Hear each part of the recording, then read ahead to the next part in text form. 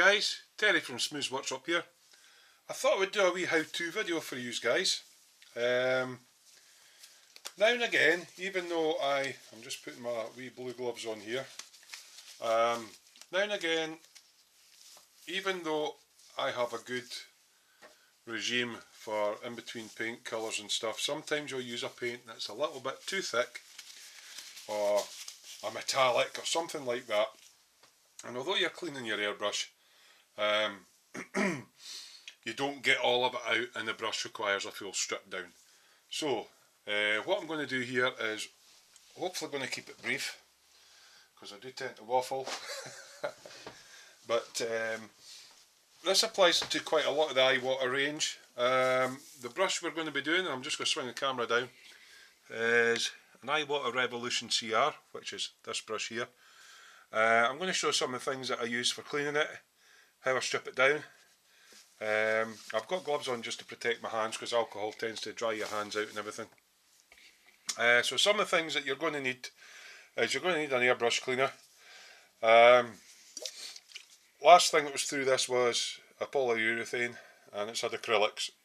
So I don't need anything heavier than this airbrush cleaner, and it's a really good airbrush cleaner. Lasts for ages, ultimate airbrush cleaner. That's what I use.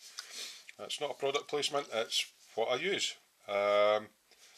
It won't work on cellulose paints or, for my American friends, lacquer. If you're going to be doing lacquer stuff, you are going to need cellulose thinners for cleanup, okay? But I know what's been through this brush, and all it's been through it is the last thing it was actually through it was Ultimate Primer, and that's a polyurethane. That'll clean up with that. Tamiya acrylics, MIG acrylics. Oh, what's the other one? Mr. Hobby. The water-based ones, it'll clean that up. If you go into Mr. Colour, that's cellulose or lacquer based, and you'll need the cellulose thinners for that. So I know what's been through this brush. The last video shoot I did, and I know that this was the last paint that was through it, and I did my normal cleanup with it. It's a bit thicker than the norm, and I'm going to be shooting cellulose through it next time. It's nice to have different brushes for different things. That other brush that I've got in the box here, I'm actually going to keep that for clear coats. That way when I'm spraying any clears, I know I'm waffling on to another subject, but if I'm spraying any clears, if I've had metallics in this, I'm not going to get metallic flecks in my clear. I'm not going to get wee bits of black in my clear. Quite happy because it's the seals that are in this brush, they are, I'm trying to mind what the exact name that they're made of. I think they're neoprene or something like that, but they are solvent proof. So anyway, without much further ado, what am I going to have? Right, I'm going to have copious amounts of see, and he's lost where he's put it. Kitchen roll, standard kitchen roll, right, cheap enough. I'm putting gloves on just to protect my hands, okay, neoprene gloves. Ultimate airbrush cleaner, a nice fresh supply of cotton buds. Now, you do get a little spanner with your airbrush, if it's an Iwatta. Okay, this little thing. But I've went and purchased the actual nozzle wrench. Okay, if you're looking for stuff for that, stuff like that, Martin at Aircraft Net will sort you out. He does all the different airbrushes as well, but yeah, so I got that from him. So I've got my wee nozzle wrench, I've got a wee shot glass, okay, wee tub, something like that, pair of tweezies, couple of old paint brushes. This one's got a nice big long soft bristle on it, and this one's got a slightly stiffer shorter bristle on it, and yeah, that's basically about it. So I'm going to put the camera back into my normal filming position, so hopefully you can see what I'm doing. The sort of setup for most airbrushes is similar, apart from the harder Steenbeck ones. And I do have a harder Steenbeck Ultra, 2-in-1. It has been cleaned, but I'm going to be selling it, so I'm going to do another clean on that. So I'll probably do a quick video on how to do the harder Steenbeck as well, the Ultra 2-in-1. It'll be similar to the Infinity, but not exactly the same. But this is just a general airbrushing, stripped down cleaning guide, blah blah blah. Right, okay, so I've shot painting this, and I've done my usual, blown all the paint through, got my paintbrush in, cleaned all what I could out, tipped that out, cleaned all that out, tipped it out, all the rest of it. Cleaned all round my cone here and my needle. Obviously when you're cleaning round there you want to pull the needle back so it's out the way, and you know, if you get a bit tip dry or whatever, you just get a cotton bud in there, clean that bit, and then let the needle back. These are really delicate, you don't want to be touching the end of these. Done all that. I generally, if I know I'm going to be shooting quite a lot through the week, I'll leave a dod of the airbrush cleaner on the bottom, and it just gets to anything that's, you know, maybe just a wee bit gummed up and stuck up in one of the passages. So first thing I'm going to do is I'm going to blow what's in here out. Like so. You hear the change in tone there. Hopefully I've got the camera in a good position. Right, so that's me cleared out my airbrush. It should be blowing clean, which it is, but it's not had a full strip for a while. So I've got a quick release nozzle on this, so that's that off. Right, so main parts of the airbrush. You've got the body of the airbrush, you've got your colour cup, you've got your crown cap and your nozzle cap. I've got a quick release on here. You generally don't need to go into stripping down. You don't really want to be immersing the body of the brush when you're doing a clean, because in there you've got your air valve. You can service those and take them out and adjust them and all that, but I'm not going to be doing that. You've got your two-stage trigger, down for air, back for paint. So you want to make sure that's not sticking, and the air valve's not sticking. If you have got any sticking problems, I'll go into that and I'll be a bit later, but I mean, you want to make sure that the action is smooth and that the needle's not sticking. And regular cleaning does this. So the first sort of thing you're going to do, the end cap unscrews. Okay, and that reveals underneath, this is a needle. Now on the CR, you have a small adjuster here that allows you to adjust the preset tension on the trigger. And as you can see there, when you press the trigger down, that's just air, but when you pull it back, the whole mechanism's coming back and forwards. Can you see that?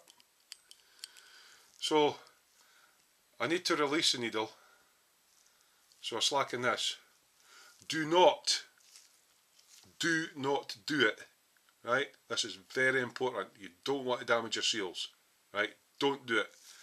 Do not then withdraw your needle from the rear of the airbrush. Don't do it. Instead, go to the front of the airbrush and unscrew your crown cap first. Okay? That reveals underneath, you can probably see it there, and it's actually got a little bit of, well, I've unscrewed this so it'll not do it, but you can see the needle moves back and forwards, but it's got a bit of shite on the end. Can you see that? There'll be a bit of shite on there. This is just a crown cap, so this helps with the spray, so there's not really much to that. I'm just going to drop it in this cup, won't lose it. Okay, so slacken that off. I'm then going to hold the needle back, so, oh, hold on, wait a minute. Right, tighten that up, hold the needle back so I'm not going to damage it accidentally here. Now, these can be a bit tight. Yes, Terry, they're a bit tight. Yeah, right, got it. Okay, so probably the best order is don't slacken that off yet. Bit rusty at making these, right? Leave it tightened up so that you can pull the needle back out of harm's way while you're slackening the actual crown cap. Okay, once your crown cap's slackened off, then slacken that to release your needle. Unscrew your crown cap.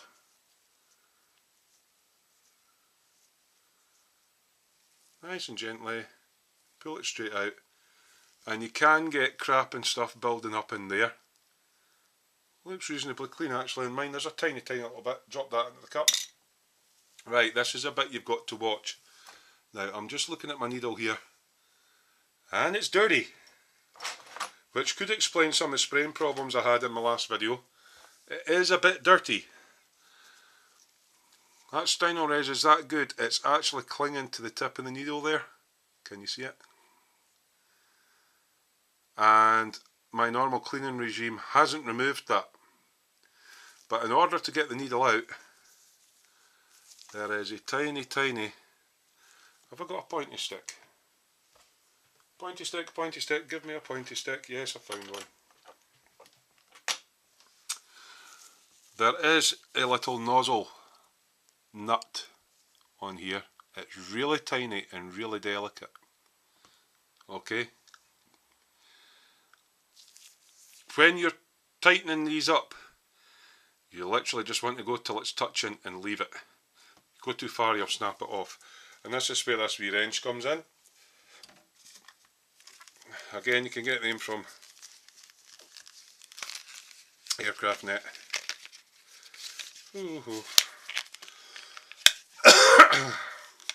What is a nozzle wrench?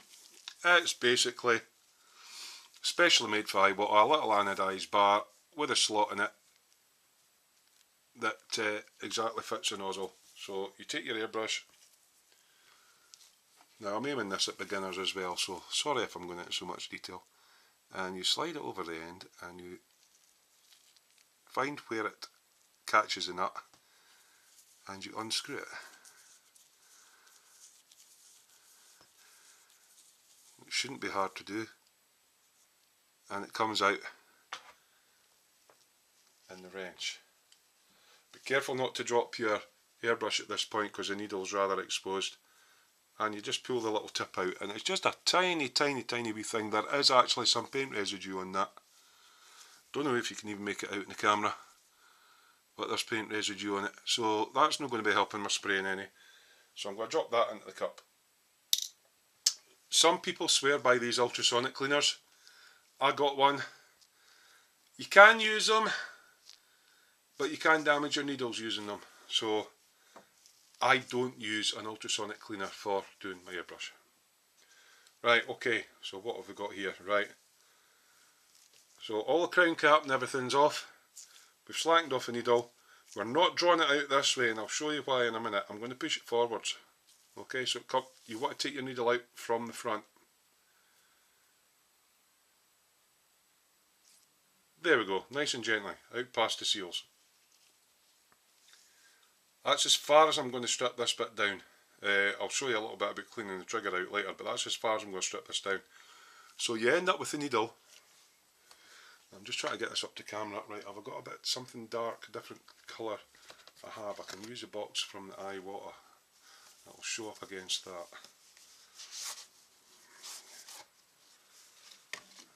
Right.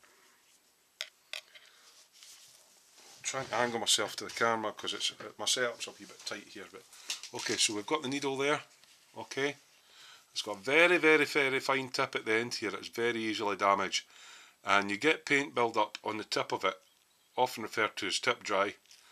And I'm getting staining up the working part of it, and this can affect the paint flowing over the end. So I'll show you how to address that in a minute. But don't drop it, don't sit it in a ultrasonic bath without the plastic protection in, because this rattling about in the bottom will damage the tip of your needle, and it will, to use a French word, fork it up. Right, so that's the needle. If you look into the end of the airbrush here, you will see the needle aperture here. Oh, hold on, I'm trying to, right, the needle aperture here. That goes straight up into your paint cup, and that's where the paint feeds down into it from. Okay, but it can't come out because there's a needle normally there. This other one, other hole at the bottom here, that's where your air comes. So your air comes in behind here, and when your needle comes back, it all blows through. Okay, so you want to make sure there's no paint or anything up in there. Generally I find on these brushes it doesn't tend to creep back past there. So as long as you keep your cup clean and this bit clean, your nozzle clean and your needle clean and everything, there's no need to strip that down further. You don't want to immerse this all in cleaning solution. You don't want to immerse the full body in your ultrasonic. Now what I'm doing here, right, I'm pulling this back. Well, it's quite hard to do and keep it on camera as well. I'm pulling this assembly back so that I can get my button out. Okay, so there's a little button in there, and you'll notice you get a wee tube of lube with these. The button down right at the bottom, I don't know if you can see it. You can unscrew all these, but I'm taking a wee shortcut. Right down at the bottom there of this chamber is the little switch. It's a spring-loaded switch that turns your air on. Sometimes if you're pressing a button that's sticking and the air's staying on, it's because that needs a little bit of lube in it. Okay, so a wee bit of lube in that. I'll stick this back in.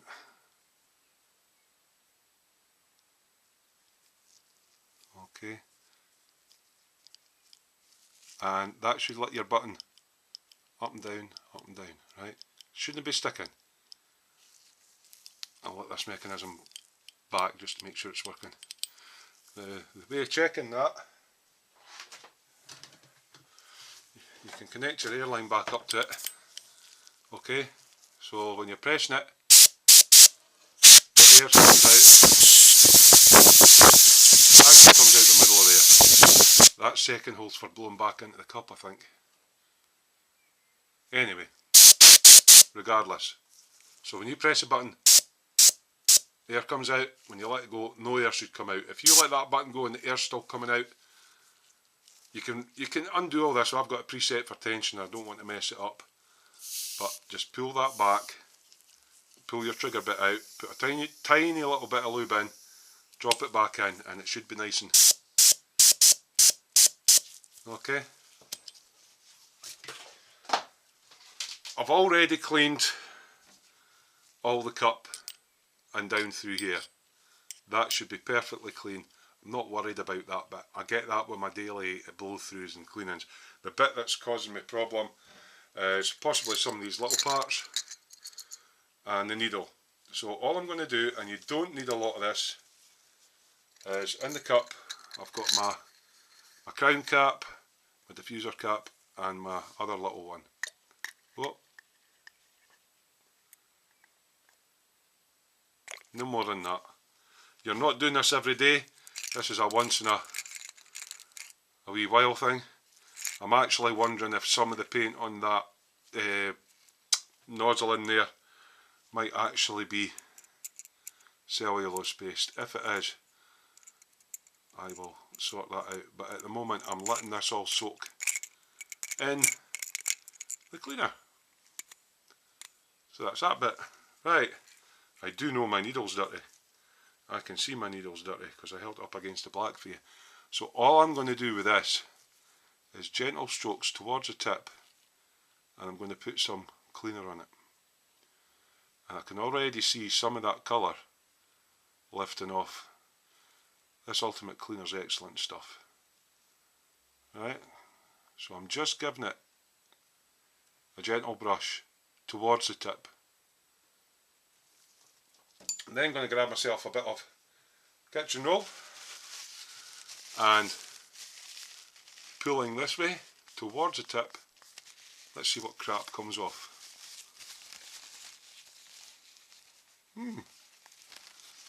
Can't really see it, possibly because the last paint I was using was white. So I'm then checking my tip and going, is it still clean, is it still clean? No, there's still paint residue on that. So I'm just going to dip into the cleaner again and just let that soak on there a bit longer. I don't want to, this is probably why I was getting some problems spraying, and I'm cursing the primer. A lot of people blame the product before they actually check that the equipment that they're using is okay for shooting it. I do have a little dot of crap on the end of there. I'm not going to scrape it off, I'm going to let the cleaner do its job. Again, I'm just going to pull it through some cleaner, a wee twist as I come off. I've still got a little touch on the end there.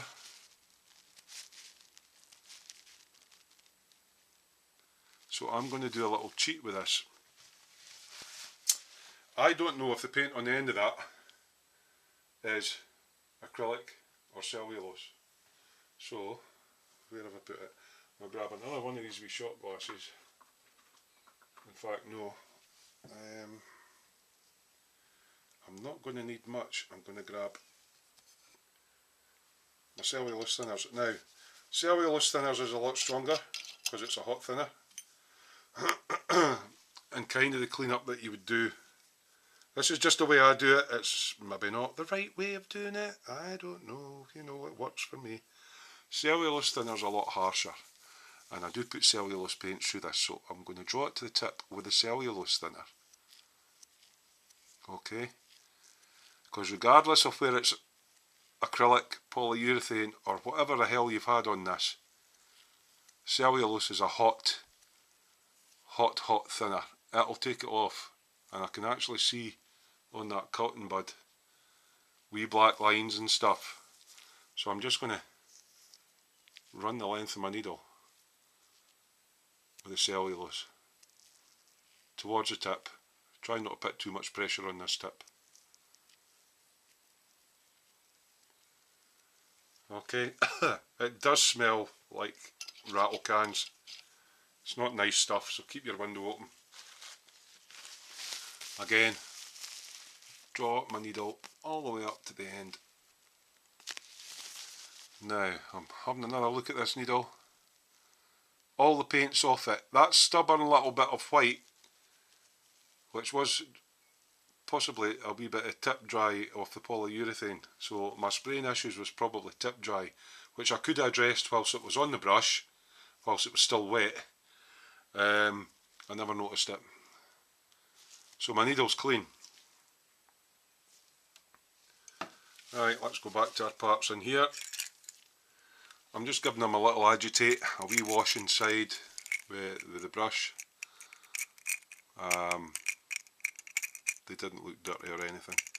Again, if you get anything stubborn on these, you can do it with the cellulose.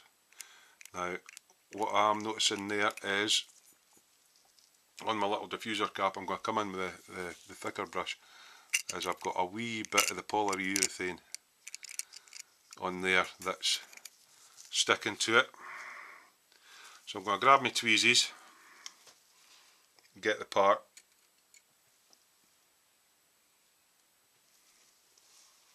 so it can't run away from me. It's not going to affect the spraying, but I'm getting a bit of paint build up in that wee shoulder there. So taking it out like this with a slightly stiffer brush is allowing me to, this is more a vanity side of it, more than an action side of it. It's letting me just get that wee bit of the paint that I didn't get to off. Stick that back in my cup. Right, how's my crown cap looking? This can affect the spraying a bit more, and I'm concentrating down inside it slightly, because right down at the end there, you don't want paint build up in there because that will affect your flow. That's looking lovely. Threads are nice and clean, and the bit that the needle comes through the outside, it's nice and clean, so I'll stick that back in the thinners. Right, we've got this tiny wee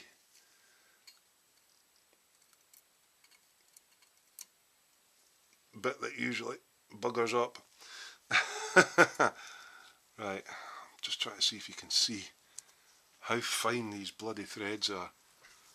Right, these tiny little threads are the ones that screw back into your airbrush. They're minute. You over tighten them, they are just going to strip. All I'm doing here is I'm just checking this is all clean.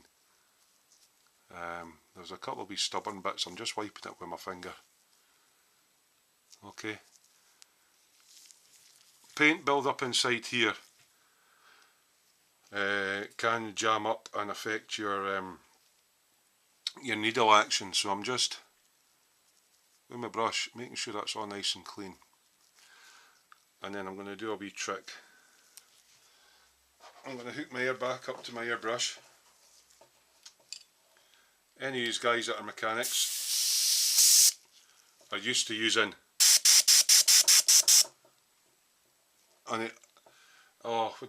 just an air gun, an air blower, an air gun, and I'm actually going to use that to blow any shite out.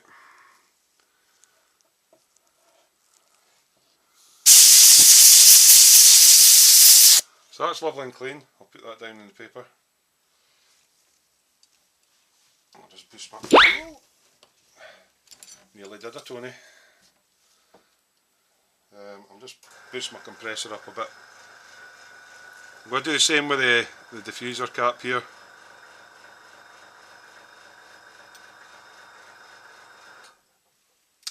That's the end cone. That just helps the spray pattern. Give it a blow off. You could sit on paper and let it dry, but you know, you've got an air gun here. Use it. So that's clean and dry.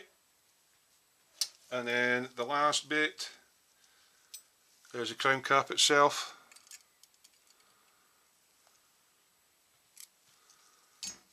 And I've already cleaned it, so I'm just going to do the same. Watch and not get blow back into your eyes, guys, when you're using air compressed air to clean things out. Right, that's the only thing I would say. Compressed air is great for blowing any detritus off and drying things out, but you don't want it to be blown back in your eyes. Right, so this video is probably running on far longer than I anticipated. I did have to use a wee bit of cellulose thinners. Right, this stuff, I could pour it back into the bottle, but it might have some contaminants in it. But any as it watched my last video about cleaning paintbrushes, I have an old tub of X20 thinner here. It's I use for cleaning my paintbrushes. Just shove your airbrush cleaner in there. Help you clean your brushes. Less waste. It's old stuff anyway, you're just putting your brush in and going, all the paint falls into the bottom and sticks to the bottom, and then you pull your brush out and it's clean. So yeah, I tend not to waste anything. Right, so that's that. Okay, so we've got all the bits clean. Now, putting it back together, this tiny little piece, be very careful. I'm actually going to take my gloves off now, because gloves are great for keeping all the stuff off you. I've actually got some primer on my hands now.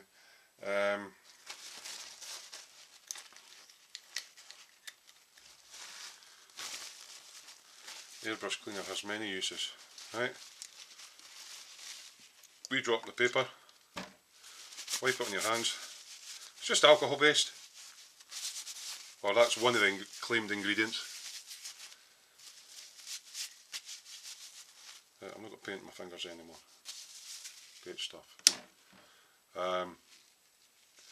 When it's all stripped down like this, you can clean all the body and all that sort of thing. Right, my trigger's coming back out again, so I'm going to address that, because there is a second part to the trigger. Right, I will strip this all back.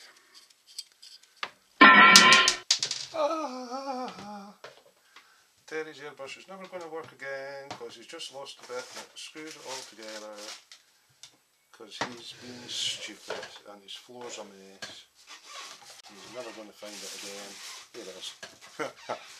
Right, that's a wee bit on the end, the wee knurl. Unscrew this one. Can you still see what I'm doing? You unscrew this one. It lets you take the full assembly out, which has a spring and all that sort of stuff. Ooh, scary. And this wee lever bit. There's another bit in there which was a bit I should have taken out, but I didn't. when I pull my trigger out because I took a shortcut.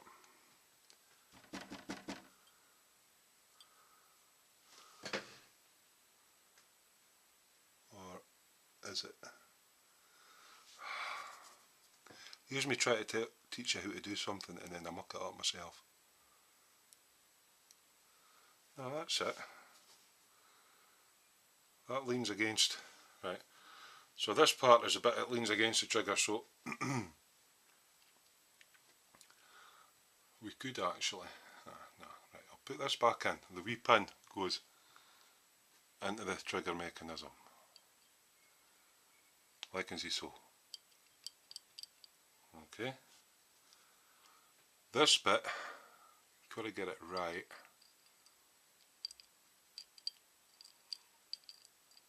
Or do I want to have that in first? Terry, you're supposed to be giving them an instructional video. It helps if you know what you're doing.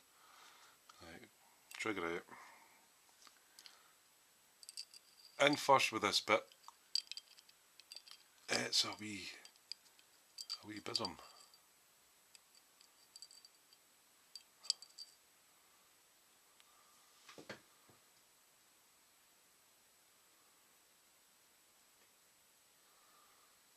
God, I'm trying to remember. You do actually get instructions with these. It'd be quite funny if I'm trying to do an instructional video and you end up seeing Terry referring to the instructions. Right, okay, right. That wee bit at the top, I didn't have that hooked up right when I did my cheat. This bit sits against the trigger. So if we get the trigger back in now,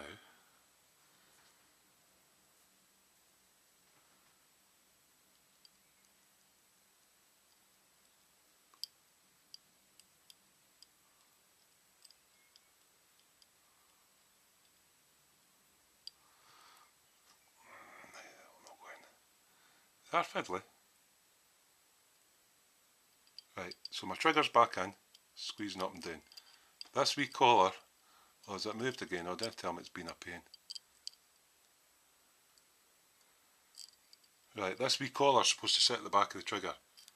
Right, the mistake I made when I quickly pulled the trigger out is I let this collar slip. Right, it needs to sit against your trigger. This all just screws back on the end of here. Right. If you were to screw it all the way up, you have a really, really tight trigger action.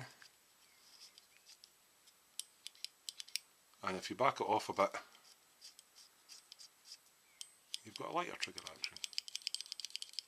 Okay, this knurled nut's just for your needle. I should have done a wee bit of more research first before I actually says, right guys, do this, do that. Okay, it's been a while since I've stripped mine down. Right, so that's that. Okay, so my trigger's in, it's all working, it's all been lubed, all that's back in. I've got my gloves off because this part is tiny and I'm going to start threading it in, I'm on camera, by hand.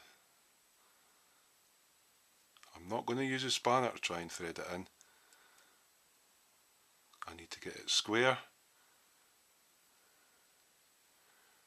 and started on the threads.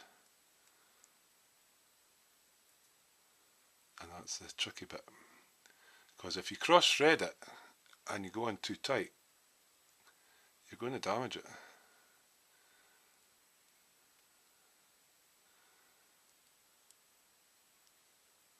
And it's not wanting to start.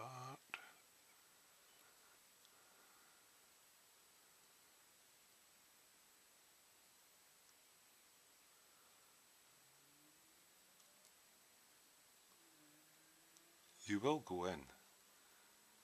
Just a bit of patience. Know what to force it in because I'll damage the threads. Right, so I'm tightening that up just with my fingers. Right, so it's seating all the way down against it now, but I've done that by finger. I've no forced it with the spanner. So I know now that it's flush against, and when I put the spanner on and just, right, that's the spanner located, I'm literally giving it a eek, eek, that's it. I'm not going any tighter. Okay, crown cap back on. Okay, diffuser back on. Okay, and then it's now, providing that's slack, safe to carefully put your needle in from the other end. So get it in the middle, push it in gently, you'll feel it touching a seal. Okay, through that first seal, and another seal, and then you'll feel it button up against the end. Right, just till it stops. Don't force it any further. Just till it stops, then tighten your knurled nut on the end. And then check the action. Make sure the needle's going in and out.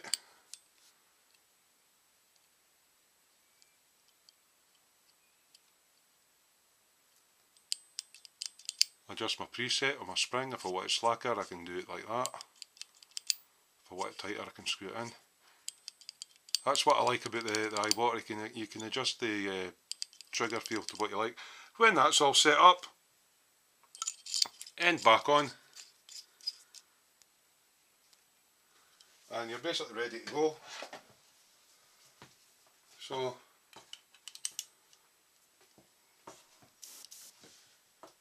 compressor on. Just for a laugh, I'll just put a wee couple of wee drops of cleaner in it. Wee test spray. Yeah, it's spraying. That's it clean. Stripped them back together. Sorry for all the muck about with the trigger and all that. I generally don't have to do full strip downs. When I'm doing a colour change, basically, whatever paint's left, I'll tip it into my pot. I'll then go into there and blow the rest of the paint out. I'll put some Airbrush Cleaner in and blow that out. And then I'll take a bit of this and I'll wipe the worst of the paint out, like so. Then I'll put some more of this in, tip it into the cup, and I'll get my soft brush and I'll clean all around the side of the cup and all the rest of it, and round about the needle, and I'll tip that away. I'll put a bit more in and I'll clean it a bit more with the brush and all that, and I'll tip that away. And then I'll put some in the cup and I'll blow it back, and that'll draw any crap up out of there. And after that, basically, you're just blowing back until it comes through clear, and that's your colour change done. But sometimes, like we found in this case, we had a bit of paint sticking, so I've had to do a full strip down. Hope you find that helpful. Sorry if I went a wee bit wrong in places, but I did manage to correct myself. Oh god, 38 minutes on how to clean and strip an airbrush. Sorry guys. Anyway, Terry from Smooth's Workshop. Speak to you later. Bye.